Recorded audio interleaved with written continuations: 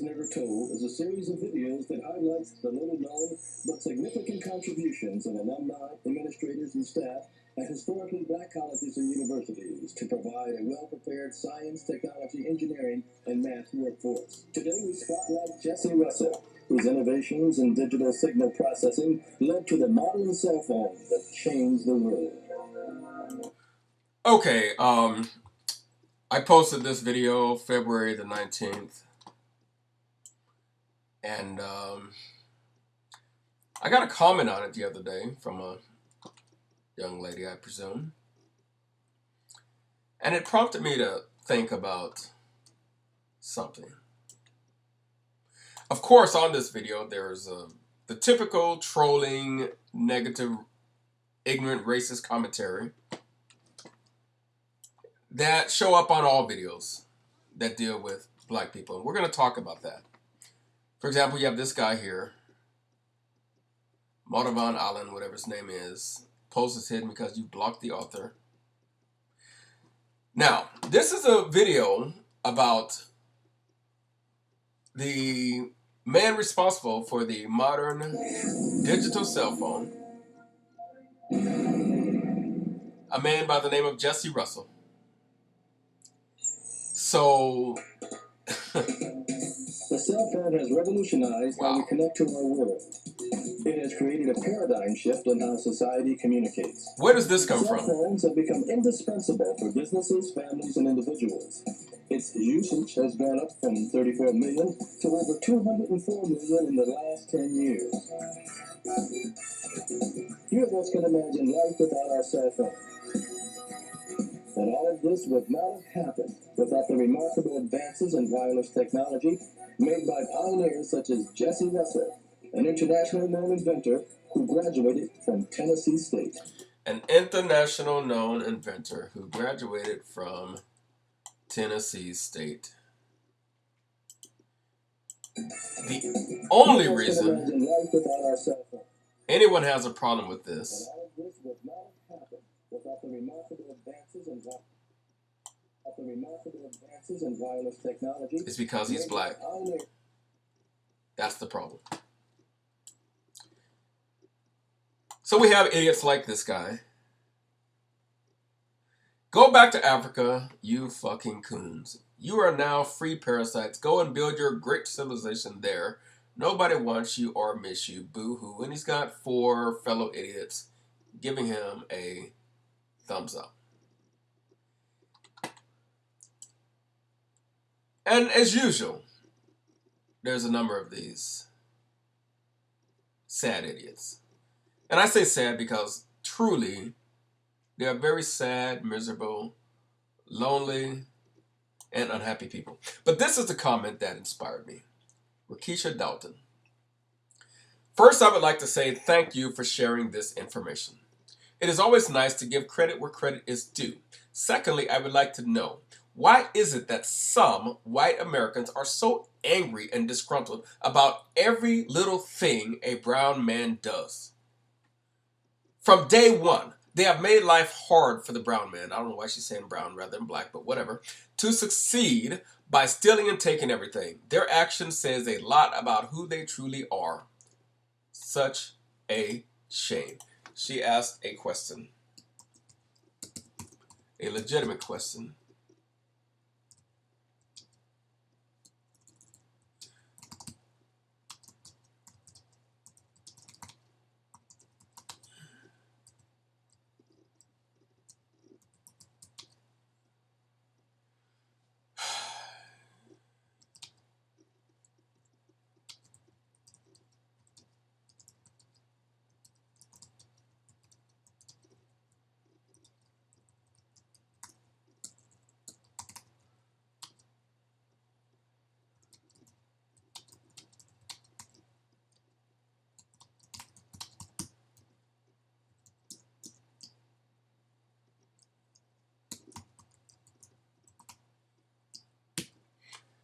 If there's one word that encapsulates the answer to your question and is most efficacious to sum it all up, it would be insecurity. And that's what we're going to be talking about. Really, that's it. That's where it stems from. All of this vile, putrid hatred, ignorance that shows up on every single video that deals with anything positive about brown people, black people. It stems from personal insecurity, and that's what we're going to be talking about. So I've been doing a little bit of research here because that's what I do. I'm a research specialist. And I can go to topics and places like that. I try to use credible sources. Here's newswithviews.com. Understanding Humanity, Roy Masters, who talks about the psychology of racism. He is the author of Hypnotic States of Americans. This article originally appeared in the October 1990 issue of the New Dimensions magazine. Here's what he says. Within the mind and heart of a bigot exists a hidden world of hatred, failure, and low self-esteem, combined with a powerful need to feel good at another's expense. Today, we are witnessing the renewal of a hate-based ideology, one based on identifying and persecuting scapegoats for personal and national problems. Here's another article, Breitbart.com. Congressman, this guy right here, he says, older white males are the most insecure part of society.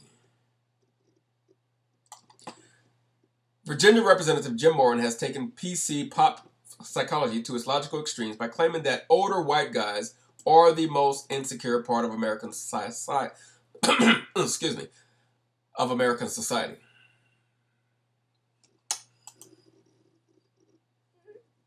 GirlAskGuys.com.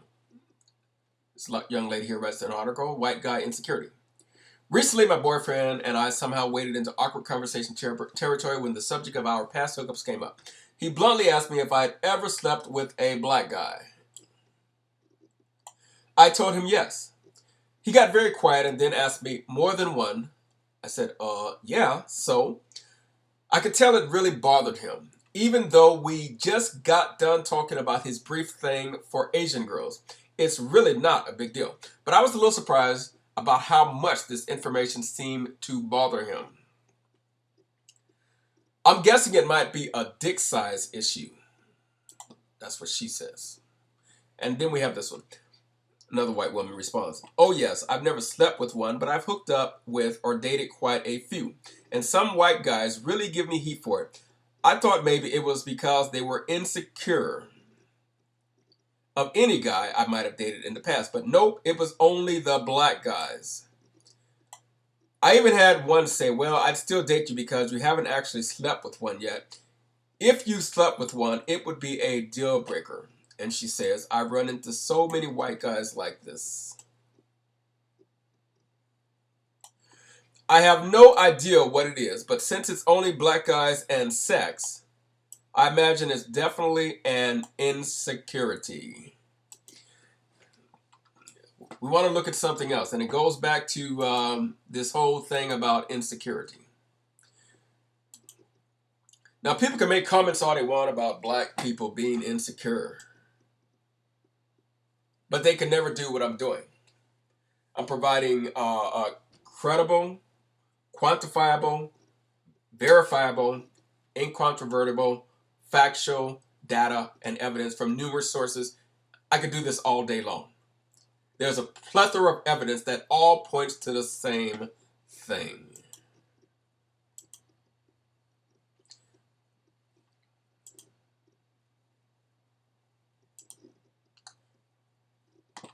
Salon.com, November 17th, 2013. America's angriest white men. Up close with racism, rage, and Southern supremacy. Up close with small-town white rage, with bitter, scary men who feel left behind by economic and cultural change. Who are the white supremacists? There's been no formal survey for obvious reasons, but there are several noticeable patterns. Geographically, they come from America's heart belt, small towns, rural cities, swelling suburban sprawl outside larger Sunbelt cities. And basically, this article goes on to talk about their poverty and their insecurity, which seem to go hand in hand. Here's an article. Actually, it's part of a book. Psychology Applied to Modern Life, Adjustments in the 21st Century by Wayne Wheaton, Diane Dunn, Elizabeth Lammer.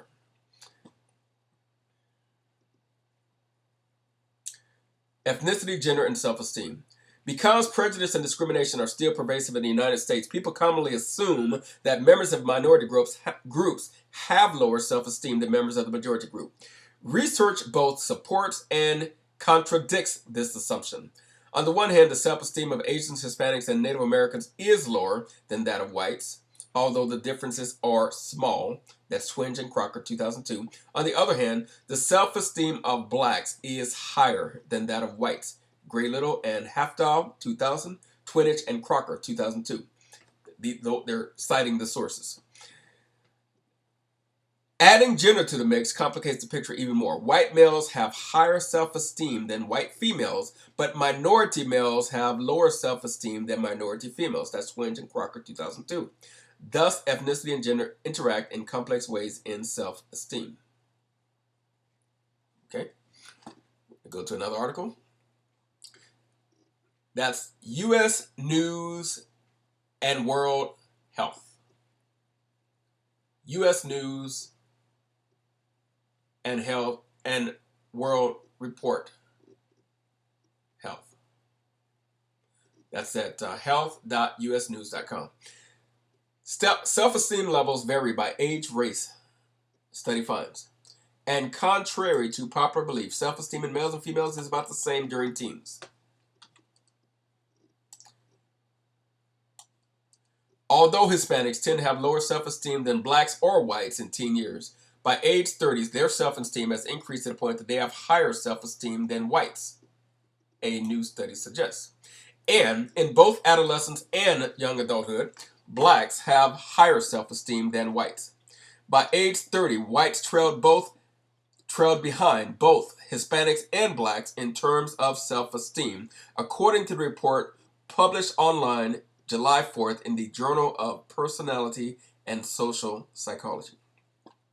Researchers at the University of Basel in Switzerland made this finding after analyzing U.S. survey data of more than 7,000 young adults from 1994 to 2008. The participants ranged in age from 14 to 30 years of age. Over the course of 14 years, the study authors examined how 5 personality traits, which were openness, conscientiousness, extroversion, agreeableness, and neuroticism, affected the youth's self-esteem. In addition, the researchers also looked at the participants' sense of life mastery, risk-taking tendencies, gender, ethnicity, health, and income. We tested for factors that we thought would have an impact on how self-esteem develops. Yada, yada, yada. There it is. Bottom line, takeaway.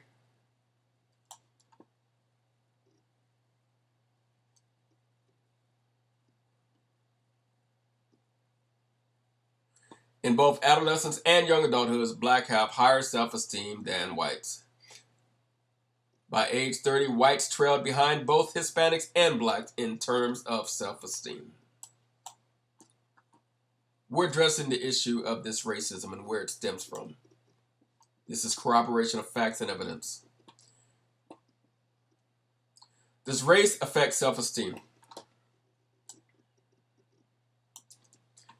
You would think that the groups who face the most discrimination in the United States would have the lowest self-esteem, but a new report published earlier this month in the Journal of Personality and Social Psychology suggests otherwise.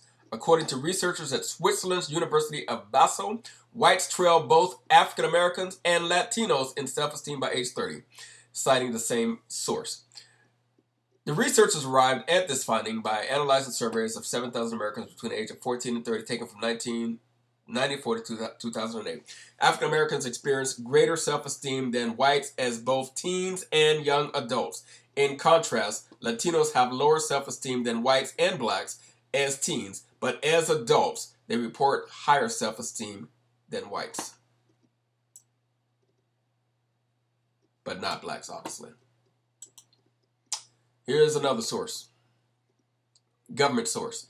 This is ncbi.nlm.nih.gov. This is the U.S. National Library of Medicine, National Institutes of health. 2011. Adolescent self-esteem differences by race, ethnicity, gender, and age.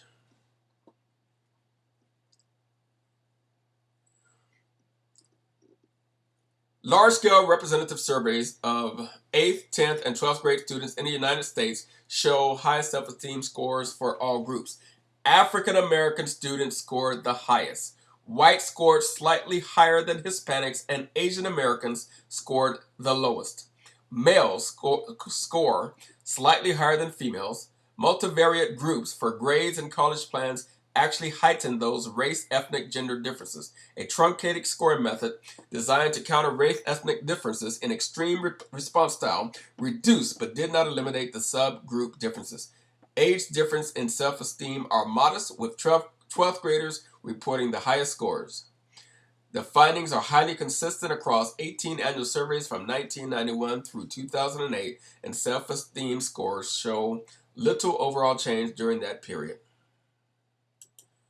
Bottom line, African American students score the highest, and whites scored slightly higher than Hispanics. Asian Americans score the lowest in terms of self-esteem. Now, I'm going to talk about this. Right now, I'm not going to pontificate much. I'm just giving you the facts, giving you the articles. Do with it what you will. Do with it what you will. TopConservativeNews.com. Blacks have higher self-esteem and are more narcissistic. Back in the 1950s, radical left claimed that the school segregation caused blacks to have low self-esteem. A study was presented by the U.S. Supreme Court during Brown versus the Board of Education. It involved black girls picking white dolls. However, 50% of the results of the study were omitted to intentionally distort the results. After the Supreme Court ruled that schools must be desegregated, it was quietly admitted that the decision was largely based on fake evidence. So in other words, even back then, blacks did not have lower self-esteem than whites. I have no problem with the truth. I am truth-centric. Since then, study after study has shown that blacks have higher self-esteem. Asians have the lowest, and whites fall in the middle. This information has been intentionally ignored by the media and the left wing since the 1950s. It is a secret that must be buried to protect the state religion of multiculturalism. The following is an abstract from a new study on race and narcissism. What is narcissism? That's pretty much when you love yourself. It goes from a Greek, it goes back to a Greek mythology of self-love. Anyway, black individuals have been found to report the highest levels of self-esteem of any racial group in the United States. And like I said, I'm going to discuss this on my own in a bit. I'm going to do this freestyle. High self-esteem can be good. It's not necessarily good. It's not always good. I'm going to discuss that. It's good when it's based on some truth, some reality, some facts. Anyway, I'll be discussing that. Black individuals have been found to report the highest levels of self-esteem of any racial group in the United States. Let me go to the next article. Ziegler-Hill.com. Contents list available at Cyber Science Direct. Personality and individual differences. Racial differences in self-esteem revisited. The role of impression management in the black self-esteem advantage. Department of Psychology at Oakland University. 212A Prior Hall, Rochester, Michigan 48309, USA. University of Southern Mississippi and Western Carolina University.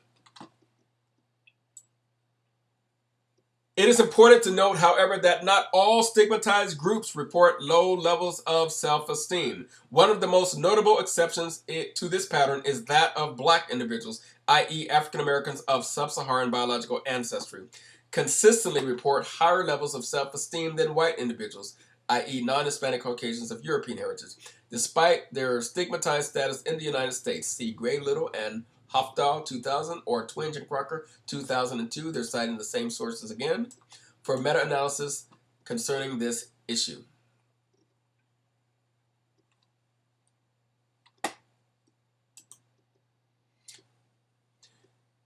Characteristics associated with low self-esteem among U.S. adolescents.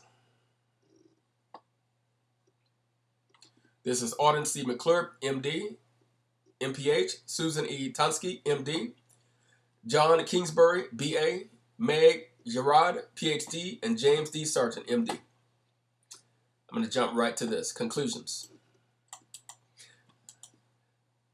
Low self-esteem was associated with a number of modifiable risk factors, including obesity, TV time, team sports participation, school performance, and parenting style that should be discussed with teens and parents at health supervision visits. Further research examining race and gender-specific factors that serve to moderate risk for poor self-esteem in adolescents is warranted. And then we're going to go back here. Results in multivariate analysis, female gender, Hispanic race, overweight and obesity, sensation-seeking, rebelliousness, and daily TV time were each independently associated with lower self-esteem. Okay? In other words, things that are associated with lower self-esteem, being of the female gender is one, being of the Hispanic race is another, being overweight and obese is another. Multivariate factor. Sensation-seeking, rebelliousness, and daily tea time were each individually associated with lower self-esteem. Teens of black race with higher parental responsiveness and demandingness, better performance, better school performance, or involvement in team sports were less likely to report low self-esteem. Black females were at lower risk, and Hispanic males were at higher risk for low self-esteem than peers of similar gender or of other races. So black females were at lower risk than other females of any other race, and Hispanic males were at higher risk than other males of any other race. That's what they're saying. Let's go to the next article. TheGuardian.com. Black teens score high in self-esteem. U.S. study confounds anti-racism activists. Now, this is what I want blacks to pay attention to, in particular.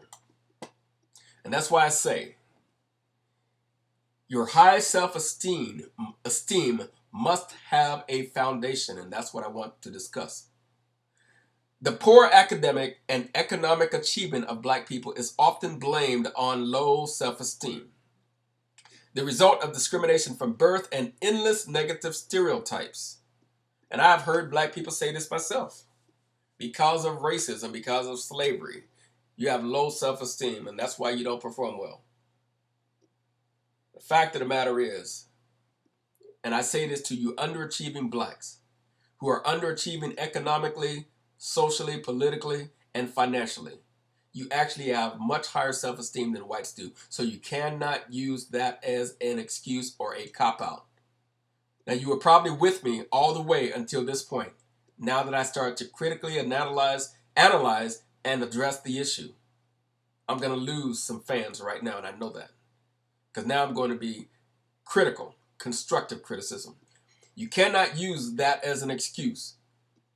Because the impact that slavery, with the little you know about slavery, going several generations back, the impact that has had upon you as an individual is minimal compared to whatever it is that causes these other groups to have much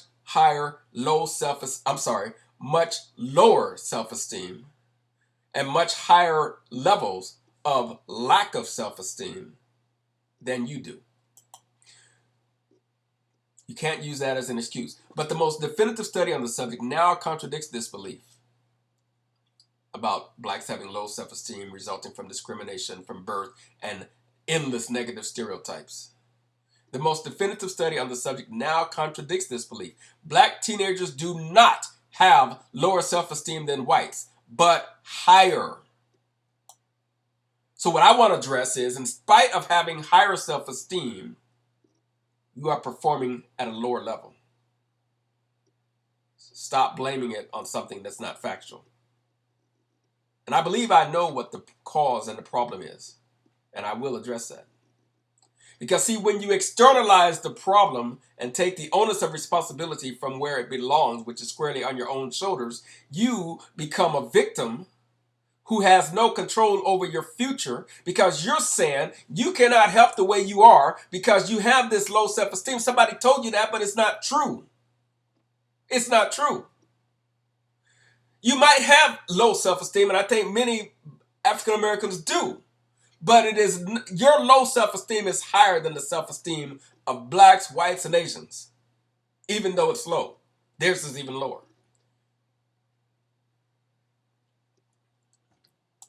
Not one of these articles. Anyway, anti-racism campaigners claim that the report suggests that there is even more discrimination against blacks than previously thought. In an article in the U.S. journal Psychological Bulletin, an African-American psychologist shows that whatever the effects of racism, whatever the effects of racism may be, I'm going to ad-lib a little bit. Poor self-esteem is not one of them. Poor self-esteem is not one of the effects, psychological effects, of racism. Except for the very young and the very rich, blacks have higher self-esteem than their white counterparts. She demonstrates and have had this higher self-esteem for years. It's always been there. It's nothing new. Now see, I'm a truther. I am truth-centric. I'm not Afrocentric. I'm not Eurocentric. I am truth-centric. Because people may be Afrocentric or Eurocentric or race-centric, they jump for joy when they hear something positive about their race. They try to find a way to lie and deny when they hear something negative about their race. Let me tell you something negative about the black race that I don't try to lie and deny about. Lower IQs. Every report has conclusively shown that. I have no reason to believe it's not true. And to be honest with you, in spite of the lying and denying that white supremacists and Eurocentrics have done for centuries, in spite of the conspiracy of silence, the conspiracy of whitewashing black culture and history, I have ample proof and reason to believe that they're capable of lying about IQ results. I have every reason to believe they're capable of it, but the reason I don't believe they're lying about it, my main evidence and proof that I'm willing to accept those stats is based on what I observe in the black culture myself. I have no reason to think that blacks have the African Americans, that is, let's focus on that. I have no reason to suspect that African Americans actually have the highest IQ of all other races in America, and they're just lying about it. There's no evidence that would support that. Now, I can sit here as a person, as a black man with a men's level IQ myself. Minimum IQ score to even get qualified for men's at the lower level is 132. The average white IQ is reported at about 99 to 100, so mine is way, way, way higher than the average whites. It's not even comparable. And it's certainly way higher than the average blacks, but they report it being 85. Now, let's say that they might have skewed the numbers a little bit. If anything, they might have raised the white IQ number a little bit. Because how do you go from 99 to 100? I mean, maybe it's actually 96. And they might have lowered the black IQ a little bit. Maybe instead of being 85, maybe it's 89. Maybe the black and the white IQ differences gap is not that huge. But I have no reason to suspect that in America, the African American IQ is any higher than the whites. I would find that hard to believe. And that's based upon my own life experience, my own observation. Now, one thing I have noted is this. Without exception, and I have quite a few examples that I can relate to, black Americans with a similar background to mine consistently do well in life. Consistently. Now, I cannot sit here and pretend to know about their IQ levels because an IQ is something, it's a test that you take. Most people have never taken the test. But unless you have taken it, you have no idea what your IQ is. And it has to be a legitimate test. I'm not talking about one of these online IQ tests, which oftentimes they tell you something relative to the other people that have taken that same test, but they're not quantifiable official data. They're not certified official capacity IQ exams, so they may give you misleading information, but they'll give you a clue. Any test you take will give you a clue where you're at. I don't care what the test is.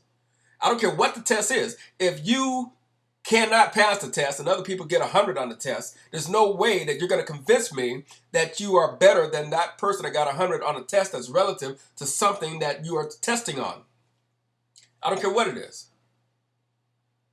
Okay? If you are a martial artist and you perform at the skill level and you know the routines and you have the knowledge and the skill sets that are required to obtain a black belt in your given art, and let's just presuppose that we're talking about an art where it is relative somewhat to combat and not just some of the prerequisites to get rank in certain martial arts. I am not very impressed with. I appreciate the fact that in some arts you promote in rank based upon your abilities and your skill. I was at the Gracie Academy when it was actually Hoist Gracie who walked in, told the students, not all of us, but the ones that were being promoted, to take off our belts. And we did, not knowing what was coming next. And he had a bunch of belts in his hands. He threw them at the people. He just literally threw them at us, literally, and said, "Put this one on." And he said, "You can defend it." That was it. That's the only, there was no formal routine or anything else. It was after that, you put on your new belt, you just got promoted, and we went into training. And what he was saying is, you can defend this rank. You can defend this level. You can represent my family's art that we, the Gracies, developed in the dojo, in the arena, and even on the street. We're proud to say that we know that whether you're in a competition or even a street fight, you can represent our family art at this level. And to me, that means more, and it meant more than some of the other arts that I've trained in, where you have to go through all these formalities to obtain rank. I did not like the fact that one martial arts class I put my son in, as he was going through his promotion routine, it just seemed so unbelievably ridiculous. I would not. I don't want to call them out. They have a fine reputation for sport fighting, tournament fighting, and they're pretty good street fighters too. But I don't know. Maybe it was that particular instructor, and it was a particular system, which I'm not going to mention. You know what? I don't care. I'm going to mention it. It was the Black Karate Federation, the BKF. I'm sorry. If there are any BKF proponents out there, at that particular school that my son was in, their promotional system was a total joke. It was. And anyway, I don't want to get off into that. The bottom line is that, I just went off on a tangent. Some of that had very little to do with what we're talking about today. Very little. Going back to IQs, my point was, whatever test you take, relative to the test that other people have taken, you cannot ignore the results when you are consistently scoring lower than other people are. And you cannot ignore the results if you're consistently scoring higher than other people are.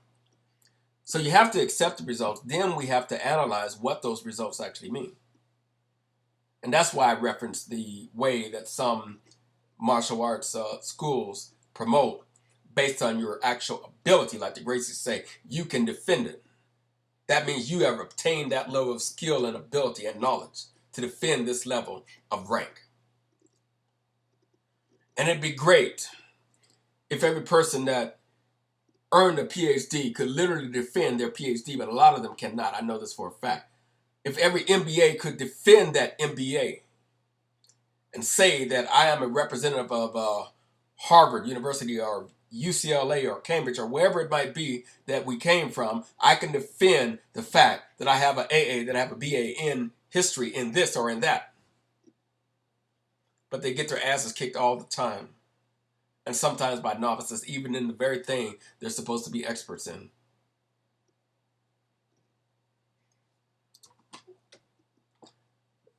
I'm going off script because I don't have a script. Bottom line is, I can accept that data, and we can discuss what conclusions we can infer from it or draw from it. Most important point I am making for Black Americans in particular is that I have no reason to believe that the statistic that the African American IQ is lower than blacks, than whites, than Asians. I don't know where Latinos fall in, probably lower than that too. I don't hear that discussed too much. Now, one thing I will say about all statistical data, all of it, and this is without exception, the science of statistical analysis is one of those many sciences that is not very scientific in many cases, and it's often flawed. This idea that you can take a relatively minuscule number and quantify data based upon a much larger group is extremely flawed for quite a number of reasons. One of my writing partners and myself a number of years ago were working on a project where we were going to expose that. And we were going to expose that and use the Oprah Winfrey Show to bring attention to it. That's still something that I may do. I will not be able to do it with that person because I'm no longer in contact with that person because we fell out over some other issues, some business issues. But it's a good idea to expose how flawed these systems are and how unscientific they are. We can infer something from it, but the idea that we can take a case study of as few as 100 to 1,000 participants and extrapolate from that data an analysis of an entire group that involves tens of millions or hundreds of millions of people based on that small test sample is just extraordinarily ridiculous and flawed on so many levels for so many reasons. But anyway, just as I can accept the consistency of data showing African Americans having lower IQ scores, you can argue what IQs mean or how relevant they are all you want. But I can accept the data, and I wholly accept it. And like I said, the biggest reason I'm able to accept it is based upon what I observe myself. Even though I know they're capable of lying and skewing results, and they may have done so in one direction or the other, perhaps the black and white IQs are closer than we believe on the average level. The bottom line is, if you were to ask me just based on opinion, without even having that data, which race do I think personally would have the lowest IQ test score, I would say Black Americans. That would be my answer, based on what I've observed.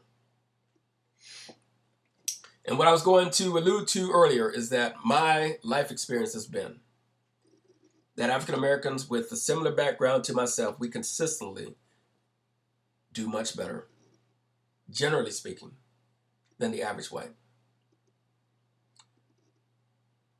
And that's not even saying much. Because average anything is nothing to be impressed about. Only people that are below average or average themselves really focus too much on what is average. Okay? So I'm more concerned about a majority. You see, I don't want to be average in anything or at everything because average sucks. That's mediocrity. No matter what we're talking about, if you have average intelligence, then that means you're not stupid, but you're not nearly as bright as you might think you are. Not if you're average. Because the average person is simply not that bright. Just like if you have average income, okay, fine, you're not broke, you're not quite as poor as a homeless person who's out on the freeway begging for bread, but you're so far from being wealthy, it's not even funny. I'll be discussing that on another video.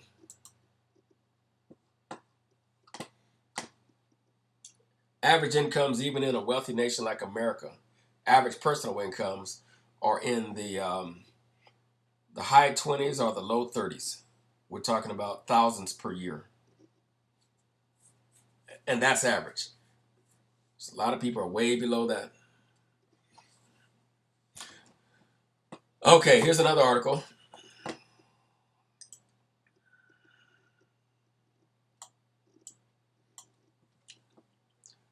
Harry Morgan, title, Adolescent Behavior, Legal and Illegal Drug Use by Race, Gender, and Group.